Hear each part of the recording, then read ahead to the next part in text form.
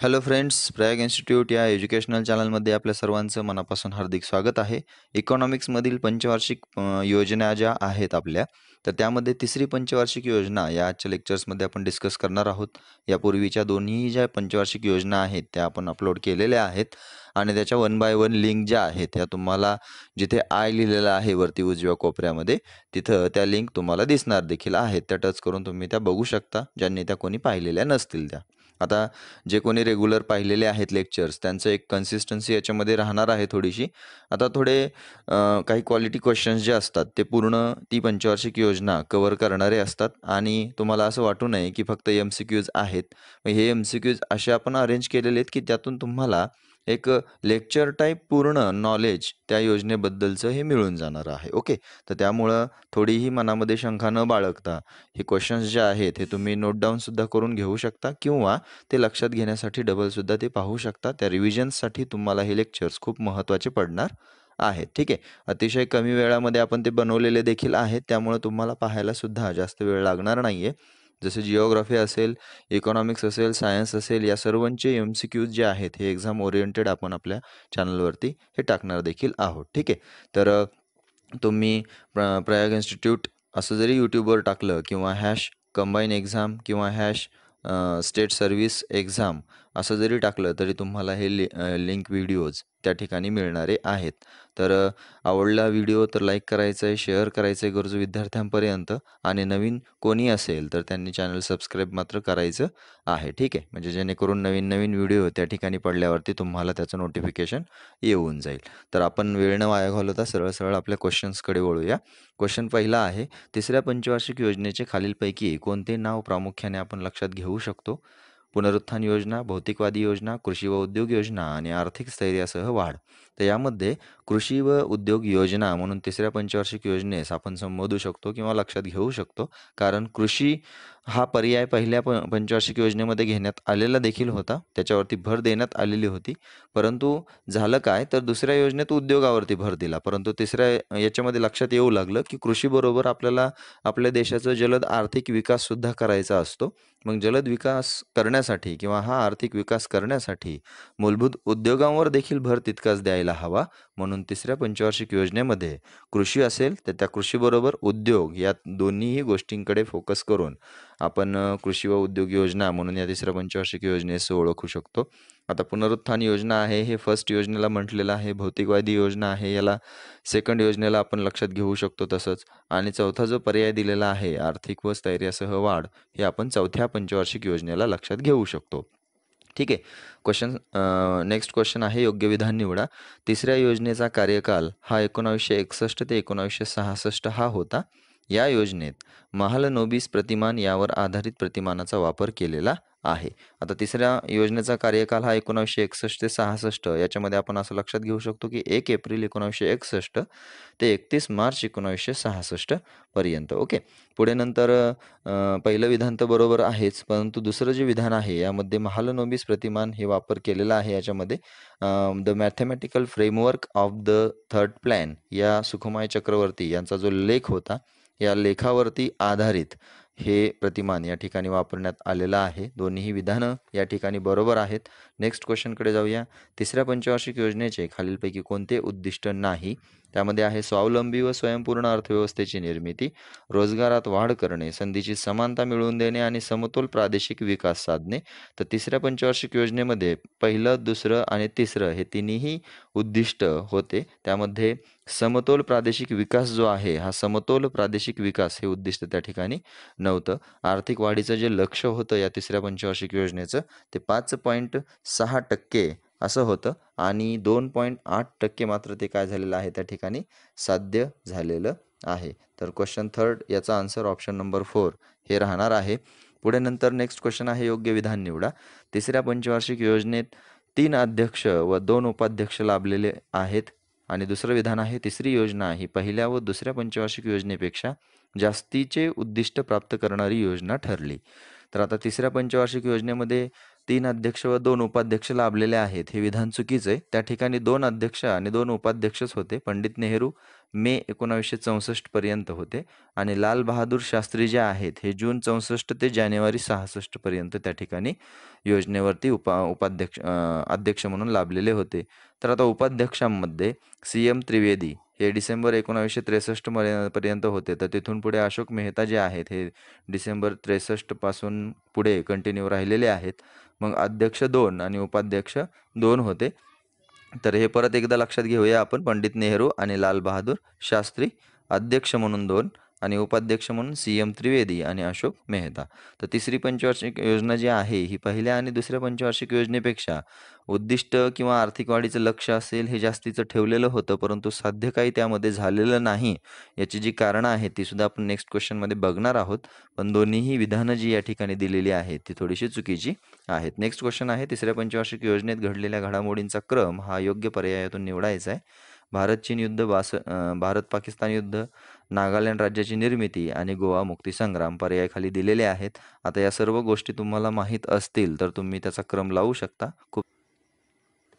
यामध्ये गोवा मुक्ती संग्राम हे 1961 मध्ये झालेलं आहे. डिसेंबर 61 मध्ये गोवा पोर्तुगीजांपासून मुक्त केलेला आहे. त्यानंतर भारत-चीन युद्ध, नागालँड राज्याची निर्मिती आणि भारत-पाकिस्तान युद्ध या ठिकाणी हे क्रम लक्षात घ्यायचे आहेत आपल्याला. नागालँड राज्याची जी निर्मिती आहे ही नागा हिल्सचं जे केंद्रशासित प्रदेश म्हणून 1957 मध्ये जो केंद्रप्रशासित प्रदेश म्हणून निवड झालेली होती, त्याची 1 डिसेंबर 1963 मध्ये नागालँड राज्यामध्ये परिवर्तन झालं. आणि ही घटना दुरुस्ती कोणती आहे त्याचा आन्सर तुम्ही मात्र या ठिकाणी कमेंटमध्ये मेन्शन करायचं आहे. त्यासाठी व्हिडिओ जो आहे हा व्यवस्थित लिसन देखील करायचा आहे, कारण बऱ्याच जणांना क्वेश्चन सोडवून पुढे जाण्याची सवय लागते. परंतु हे थोडंसं ऐकताना तुम्हाला सुद्धा जे क्वेश्चन विचारलेले आहेत यातून तुम्हाला थोडंसं त्यामध्ये एक लक्षात घेण्यासाठी किंवा क्रम हा आहे तो आठवणीत राहण्यासाठी अतिशय महत्त्वाचा असतो. पुढे नंतर भारत-पाकिस्तान युद्ध जे आहे हे एप्रिल 65 ते सप्टेंबर 65 पर्यंत चालू राहिलेलं होतं. त्यामुळं सगळ्यात शेवटी ते असणार आहे. त्यामुळं पहिली जी घटना आहे ती गोवा मुक्ती संग्राम, त्यानंतर भारत-चीन युद्ध, त्यानंतर नागालँड राज्याची निर्मिती आणि त्याच्यानंतर भारत-पाकिस्तान युद्ध हे असणार आहे. पुढे नंतर क्वेश्चन 6 कडे आपण जाऊया. खाद्य समस्येवर उपाय म्हणून सघन कृषी कार्यक्रम, त्यालाच इंटिग्रेटेड ॲग्री एरिया प्रोग्राम जो आहे तो केव्हा सुरू केला, म्हणून एक सिंपल क्वेश्चन या ठिकाणी आपण घेतलेला आहे.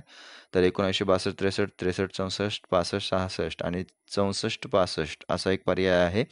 तर इंटिग्रेटेड ॲग्री एरिया प्रोग्राम जो आहे हा अन्नधान्य उत्पादन कमी झालेलं होतं 1966च्या तुलनेमध्ये 1962 पेक्षा 1966 मध्ये. तर हे प्रमाण कमी करण्यासाठी खाद्य समस्यावरती उपाय म्हणून एक इंटिग्रेटेड ॲग्री एरिया प्रोग्राम या ठिकाणी सुरू करण्यात आलेला होता आणि तो 1964 मध्ये सुरू करण्यात आलेला होता. तर 1964-65 मध्ये हा सुरू करण्यात आलेला आहे. हे लक्षात असू द्या. आता याचं कारण काय होतं, तर अन्नधान्याचं उत्पादन त्या ठिकाणी कमी झालेलं होतं. मग ते कमी झालेलं साल कोणतं होतं, तर 1962 मध्ये ते 79 दशलक्ष टन होतं. तर 1966 मध्ये 72 दशलक्ष टनमध्ये ते झालेलं होतं. एक डिफरन्स या ठिकाणी कमतरतेचं झाल्यामुळे आपल्याला ते त्या ठिकाणी हे करावं लागलं. आता क्वेश्चन नंबर 7 आहे. पुढे नेक्स्ट क्वेश्चन म्हणून घेऊ आपण. योग्य विधान निवडायचं आहे. यामध्ये 2 विधानं दिलेली आहेत. 1985 मध्ये कृषी मूल्य आयोगाचे नाव बदलून कृषी मूल्य व किमती आयोग हे करण्यात आलं. आता त्यालाच आपण CACP असं देखील म्हणतोय. आता CACP म्हणजेच commission on agriculture cost and price हे आहे. आणि 14 जानेवारी 1965 मध्ये 1965च्या अन्न महामंडळ कायद्यानुसार भारतीय अन्न महामंडळाची स्थापना करण्यात आलेली आहे. आता हे दोन्ही विधानं दिलेली आहेत. दोन्ही विधानांमधून एक लक्षात घ्यायचं आपल्याला योग्य विधान. ओके. तर 1985 मध्ये कृषी मूल्य आयोग जो होता याचं नाव बदलून कृषी मूल्य व किमती आयोग करण्यात आलं. हे बरोबर आहे. Commission on agriculture cost and price असं ते करण्यात आलेलं आहे. आणि त्यानंतर 1965 मध्ये 14 जानेवारी 1965 मध्ये भारतीय अन्न महामंडळाची स्थापना ही करण्यात आलेली आहे. त्यालाच आपण फूड कॉर्पोरेशन ऑफ इंडिया असं म्हणतोय. आता हे अन्न महामंडळ जो कायदा आहे हा अन्न महामंडळ कायदा 1964ला पास करण्यात आलेला आहे आणि तो कायदा 1964चा आहे. त्यामुळं तिथं 1965 हे एक सिम्पली मिस्टेक ब विधानामध्ये केलेली आहे. त्यामुळं अविधान इथं बरोबर असणार आहे. 1965मध्ये कृषी मूल्य आयोगाची स्थापना करण्यात आलेली होती. ती कोणाच्या समितीनुसार करण्यात आलेली होती असा देखील प्रश्न आपल्याला परीक्षेत विचारला जाऊ शकतो. त्याच्यामध्ये आहे दांतवाला समिती म्हणून. ओके, तर दांतवाला समितीच्या शिफारशीनुसार कृषी मूल्य आयोगाची स्थापना 1965मध्ये केली.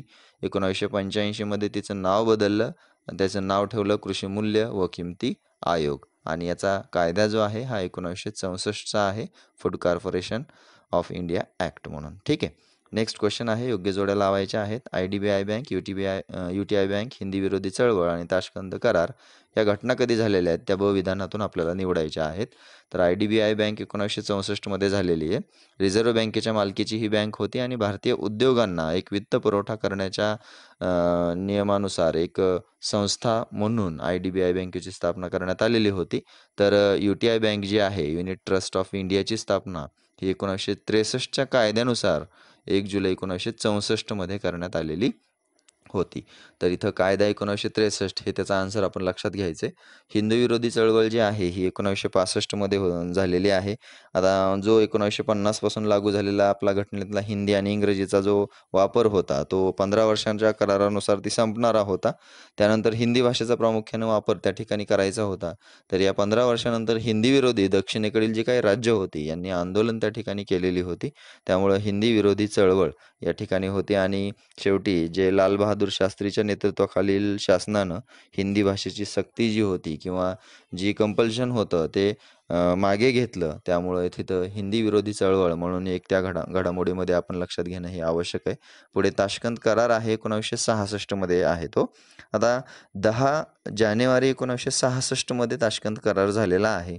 आता यापूर्वी असं देखील प्रश्न विचारलेला होता की हा कोणाच्या दरम्यान झाला म्हणून. तर आयूब खान आणि लाल बहादूर शास्त्री यांच्यामध्ये झालेला आहे आणि एक विशेष घटना या करारामध्ये झालेली होती. ताशकंद हे रशियामध्ये होतं. भारत आणि पाकिस्तान दरम्यान जी युद्धबंदी झालेली होती दुसऱ्या युद्धाची, तर त्यामध्ये ज्या दिवशी हा ताशकंद करार झाला त्याच दिवशी रात्री लाल बहादूर शास्त्रींचा हृदयविकाराने मृत्यू देखील त्या ठिकाणी झालेला होता आणि ही घटना अतिशय दुःखद होती. त्यामुळं इथं ही घटना आपण या तिसऱ्या पंचवार्षिक योजनेमध्ये एक थोडंसं लक्षात घ्यायचं आहे.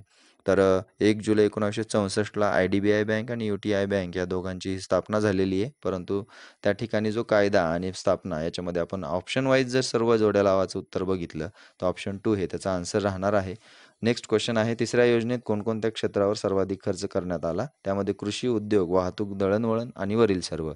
तर जे सामाजिक सेवा क्षेत्र असतं किंवा सार्वजनिक सेवा असतात त्यामध्ये कृषी 21% आहे, उद्योग 23% आहे, वाहतूक व दळणवळण 25% आहे.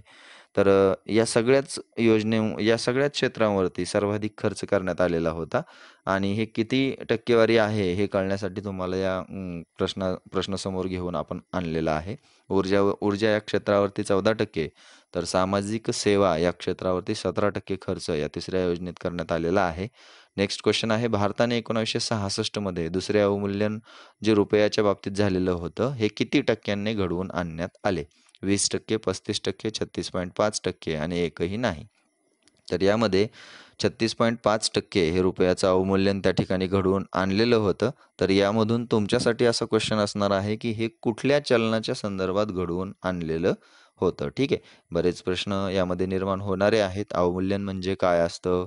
किंवा अवमूल्यन दुसरं कशामुळं? पहिलं कोणतं? किती टक्क्याचं? ओके. हे सगळे काही क्वेश्चन्स तुम्हाला निर्माण होऊ शकतात आणि हे सर्व क्वेश्चन्स जे आहेत हे आपण इकॉनॉमिक्स या टॉपिकमध्ये ज्यावेळेस सेपरेट असे छोटे टॉपिक बनवणार आहोत त्यावेळेस ते पाहणार देखील आहोत. ओके. अवमूल्यन म्हणजेच एक प्रकारे जे चलन असतं इतर रुपयाच्या व्यतिरिक्तचं, त्या रुपयाचं त्या ठिकाणी आपण जे मूल्य असतं ते मूल्य थोडंसं काय करत असतो त्यामध्ये कमी करत असतो आपल्या रुपयाचं. म्हणजेच एक प्रकारे रुपया जो आहे हा एक प्रकारे आपण बाहेरच्या देशांना स्वस्त करत असतो आणि आपण इथं महाग करत असतो असं. पुढे नंतर या क्वेश्चन्सच्या नंतर किंवा हे 10 क्वेश्चन्स आपण इथे जे डिस्कस केलेले आहेत ते आवडले असतील तर लाईक करायचं आहे. आणि इतरांना सुद्धा शेअर करायचं आहे, जेणेकरून त्यांची रिव्हिजन्स देखील त्या ठिकाणी होईल. आणि यामधून काही अडचण तुम्हाला असेल किंवा एखाद्या वेळेस बाय चान्स मिस्टेकमध्ये सांगताना थोडंसं एखादा शब्द वगैरे वेगळा आलेला असेल त्या ठिकाणी, तर तुम्ही ते कमेंट्समधून निदर्शित करू देखील शकता. ओके. तर कारण आपण हे सर्वांचं आपल्या सर्वांचं हे एक प्रकारचं डिस्कशनचं व्यासपीठ आहे, असं म्हणायला काही हरकत नाही यामध्ये. तर एकतर्फी चर्चा नको म्हणून आपण या गोष्टी या कमेंट्समध्ये सुद्धा तुम्ही शेअर करू शकता. अधूनमधून जे प्रश्न विचारलेत त्याचे आन्सरसुद्धा देऊ शकता. आता तुमच्यासाठी एक लास्ट क्वेश्चन आहे. 1961-62 मध्ये सर्व क्षेत्रांवरील खर्च हा थोडा कमी करून कोणत्या क्षेत्रावर अधिक खर्च करण्यात आलेला होता? ऊर्जा, संरक्षण, शिक्षण आणि यापैकी नाही. याचा आन्सर कमेंट करायचा आहे. व्हिडिओ आवडला तर लाईक, शेअर आणि नवीन असाल तर सबस्क्राईब देखील करायचं आहे. तर भेटू आपण आपल्या पुढच्या अशाच एका लेक्चर्समध्ये. तोपर्यंत have a nice day. Bye bye and thank you.